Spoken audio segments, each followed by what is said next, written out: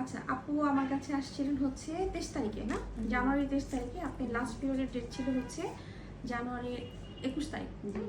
আপনার বিয়ে হয়েছে 6 বছর, তার মানে 6 বছর পরে বাবা কনসেপ্ট করলো। কংগ্রেচুলেশনস, আলহামদুলিল্লাহ।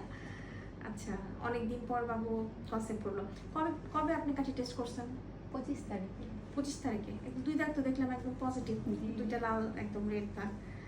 যাক, আলহামদুলিল্লাহ। ভাইয়া কি দেশেই থাকে না দেশের বাইরে? না, দেশে থাকে। দেশে থাকে। আচ্ছা, তাহলে ভাইয়া আসে নাই? না, ওর আজকে ডিউটি আছে তো। ডিউটি আছে। ভাইয়া খুশি হয়েছে তো এতদিন পর বাবু কনসেপ্ট করলো। আচ্ছা, যাই হোক, আপনার তো এমনি আমি আপনার তো 1 মাসই বাবু কনসেপ্ট করলো। তবে ভিডিওতে দেখেন, বাস্তবেও তো এটাই পারে। অনেকেরই আসলে এরকম হচ্ছে, বাস্তবেও সেম সিচুয়েশন হচ্ছে। আসলে সবকিছু না দেখে ওষুধ দেওয়া উচিত না, এটা হচ্ছে কথা। সবকিছু জেনে শুনে ওষুধ দিলে জিনিসটা সুবিধা হয়, হ্যাঁ, কাজ করে ভালো। তো যাই হোক, আবারও কংগ্রেচুলেশনস।